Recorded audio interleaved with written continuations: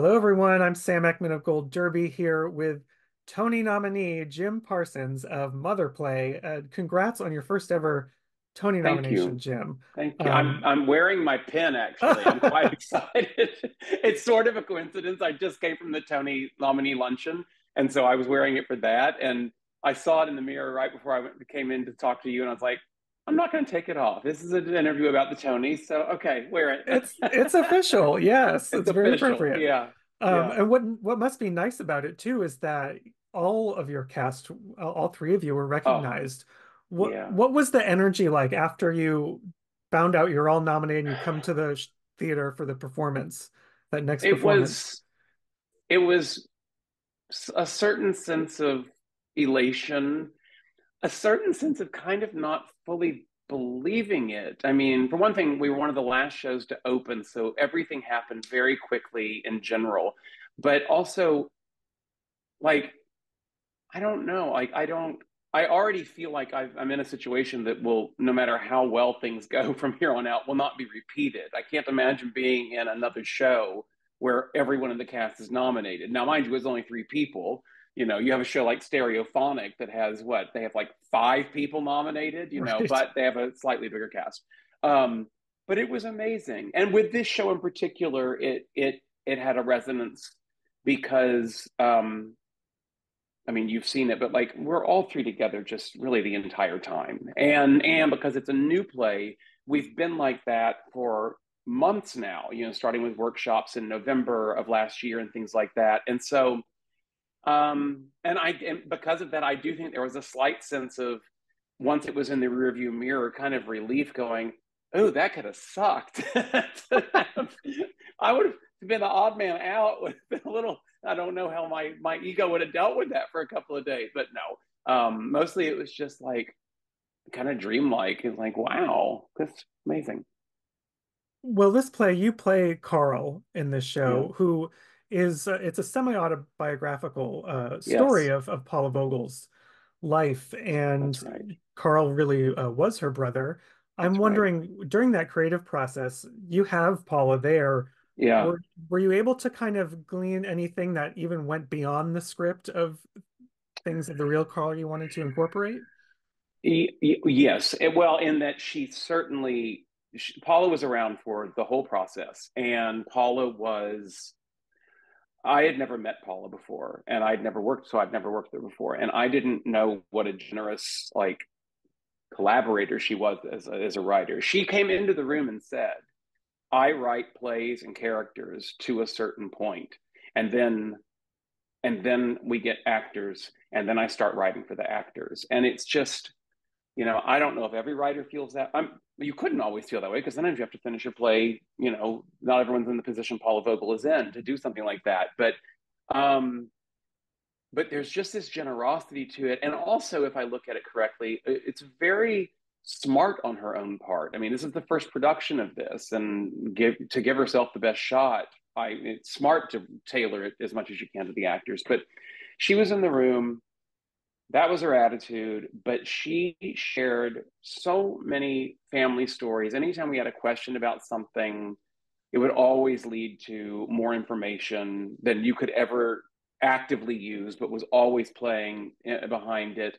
Um, but I have to tell you, the biggest thing for me was hearing from her self how important Carl was to her and how close they really were. I mean, you can know that, she wrote Baltimore Waltz, was also has Carl in it. And so it's no mystery that he was very influential to her and that they had a very deep and close relationship. But it's not the same as getting to talk to her about it and getting to see her face when she talks about Carl and remembers Carl. And um yeah. But it was, again, going back to kind of the first thing I said about Paula, the amazing thing is that as much as that read through, she was always so clear to me that it was my Carl. She was never like looking for Carl sounds like this or Carl would have done it like that. There was just none of it. And I do think, again, that sort of generosity sort of in many ways allows the spirit of Carl to come through the piece and hopefully my performance in a way that a more rigorous approach to trying to imitate somebody might not do. Yeah. something that I was occurring to me while I watched it was, the Hmm. last time you were on Broadway was in Boys in the Band. Yeah. And that, I remember you and I actually had a conversation when the movie came out for that. Yeah. And we're talking about how Michael has so much self-loathing in that Yes. script exists, Yeah. which is very common for gay people of that Yeah. era. But Carl, on the flip side, I he actually know. says my sexuality is sacred at one point. He That's finds right. the joy and the grace in it. What is it Yes. like playing that shift, that different perspective? Um, it's very joyful to use the words you just said. It really feels that way. It also feels very, very brave. I I I would be lying if I said that I grew up and therefore I'm even now quite as like Carl is just so clear about who he is as regards to his sexuality and probably who he is in general, his love of culture and reading, whatever, but writing. Um, but because of that, there are parts of me that it feels like an act of bravery to be so declarative and so definitive about, like you said, the sacredness of my love for men.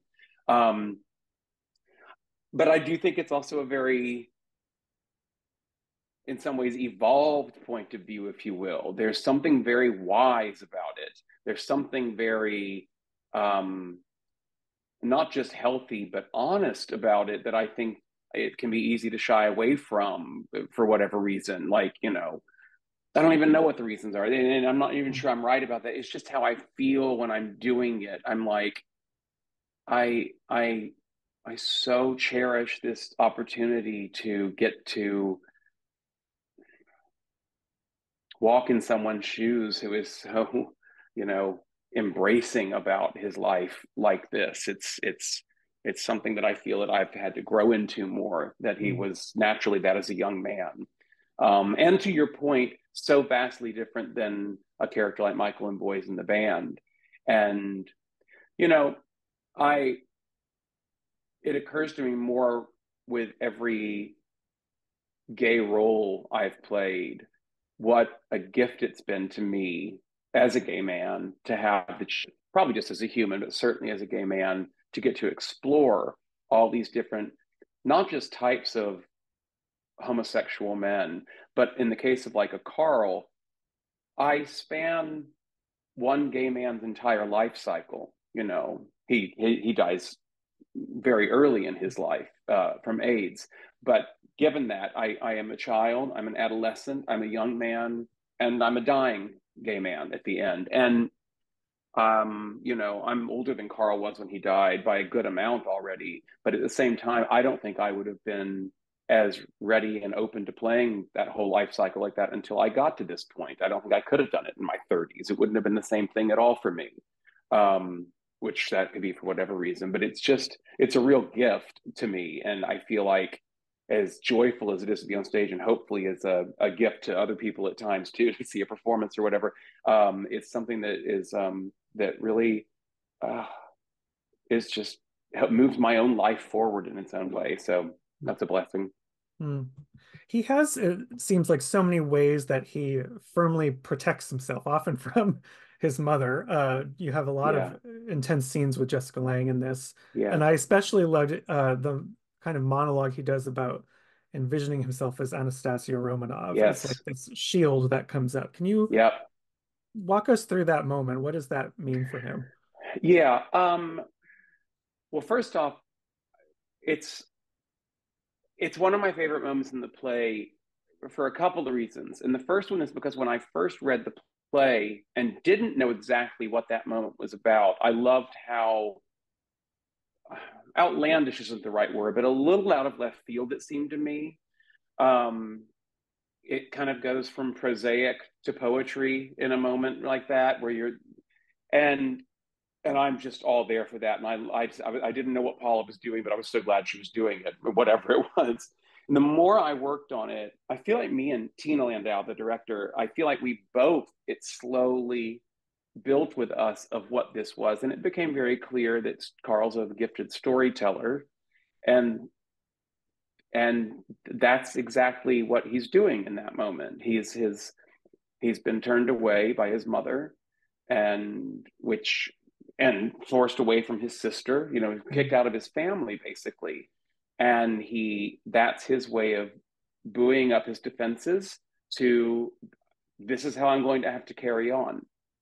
And he does it through taking on a character and developing this story for this character. The thing that we've realized as we're running it that's so interesting, Celia and I have talked about this because she's on stage as his younger sister while that's happening.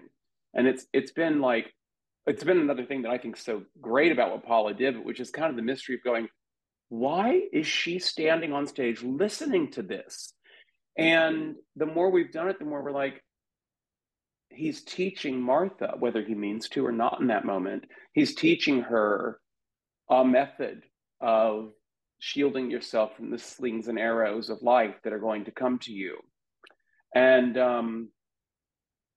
yeah, so it means all those things. I guess what I'm saying is like it's both. I feel like it's such a special little thing that could only happen in the theater, what Paul has Mhm. done to put that into a story like that.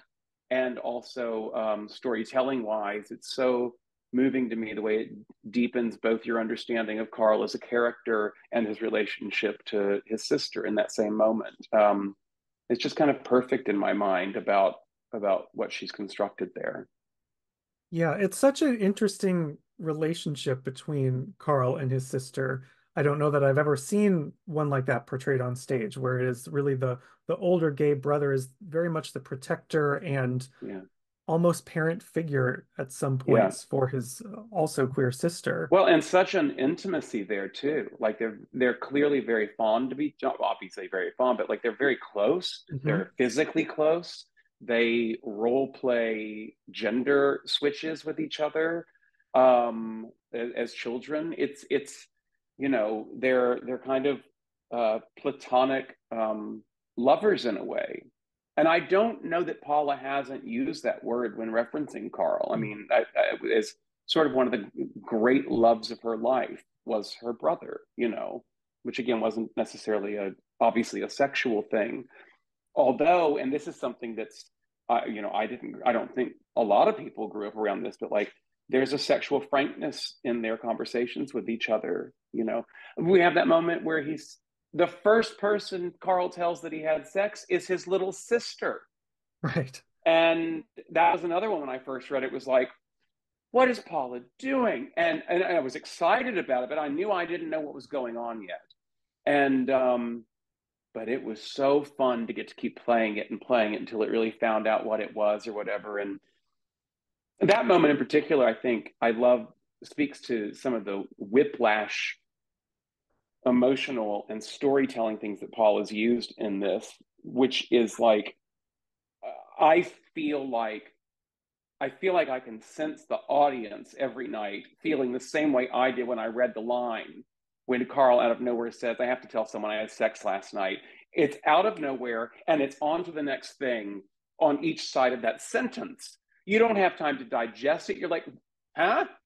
Um, but I think that the most crucial thing she does there is start threading in a sexual a sexually active life for Carl because we're going to get to that's going to be a huge part of the story, but it's going to happen so quickly that you got to start planting the seeds of like, why are we talking about this?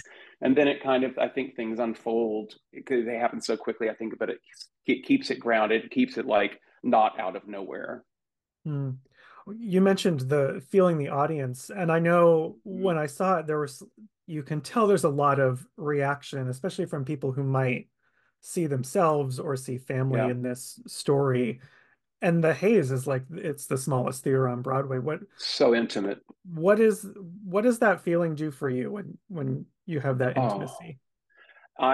it's only the second time I've ever been fortunate enough on stage to have that. The first time was my first Broadway show, which was Normal Heart. And it was at the Golden, which is a tiny bit bigger than the Hayes, but the Golden, the Booth, the Hayes, like those are the small houses where you all of them sort of have that kind of intimate feeling. And and I mean these stories are very different in some ways, in many ways, but the visceral reaction is they both had A lot of times you're in either a drama as opposed to mostly a comedy, or dramatic moments in a comedy, and it's sometimes hard to gauge what's going on. And in both Normal Heart and in Paula's in Mother Play, the silence is discernible. Like, it's an active silence. It's an active listening, and it's a very, very rare experience in the theater.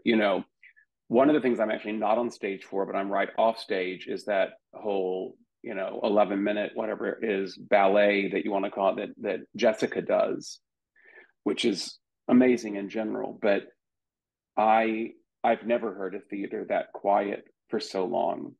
And even the normal things like rustling or coughing or whatever, I've never heard them so minimized as they are in this. It's like everyone's like, well, Tina was, when we were in previews, was there every night. And she said at one point, she goes, "What's been amazing is more than once I've seen someone who started to cough during the ballet, during that silent moment, leave the theater, rather than again, can you use the word sacred? It feels like you're, let this breathe, let this, but yeah, so that's what it feels like. It's a very quiet intensity. And then Paula's built in these moments where you go through these long periods of silence, and she gets a laugh line in there, and the full audience way you can feel the response from the laugh is the final cherry on top of letting you know everyone's here, everyone's listening, everyone's invested. um, it's amazing. I think in some ways it's even more powerful than being in a really great comedy that keeps them laughing the whole time. Like, that energy is amazing, but this is just kind of otherworldly. Yeah, it's really special to be there. Before I let you go, this is, your first foray as a Tony nominee. What are you Yeah. most excited for upcoming? Oh, what am I most excited for? Well, it's going to be odd because the day of the awards will be our last performance of the show. We'll do a matinee, and then we'll go to the thing. And I really don't mind that. I think it's kind of amazing, actually, that we're all going to take our final bow, get dressed in our best duds, and get in cars and go to the Tonys. That's an amazing way to end. But that'll be odd. You know, I don't know what I'm looking forward to, but I will tell you that I was a little taken aback at how moved I was and how much it meant to be nominated at all. I've been very fortunate to work and go to different events through my career, whatever. But theater is my first way I ever acted. It's my first love as far as that goes. It's where I keep returning to over and over, and and I think too, in some ways, and I keep thinking maybe it was partly the pandemic, but maybe it's just my age and getting older. I don't know, but like, something about being in the room with everybody, not just the show, which obviously is the only form of entertainment I do where everybody's there together, but the constant togetherness in the rehearsal, the way we don't shoot scenes apart from each other. Everyone's called at the same time. And when the show starts, we all do it, and then we're done. And that sense of community and ensemble is like no other medium. No matter how great a set can be at times, it's just not the same. It's such a hands-on, and theater is in its own. I mean, I love doing it. It's a completely gift work, but I think it's the most difficult. It's the hardest working medium in some ways of all the ones we can do. I always say I love theater people because no one's here for the wrong reasons, whatever that would be. I'm like, you don't do it if you're like, what do you love it, and you feel that from everybody in their own unique ways. Yeah. Well, congratulations on your Tony Thank nomination you. once again. Very well deserved. And everyone, Thank you. yes, we have the official pin to prove it. And if you haven't seen Mother Play yet, please go check it out before it closes in June. Jim, thank you so much again. Thank you. It was a pleasure.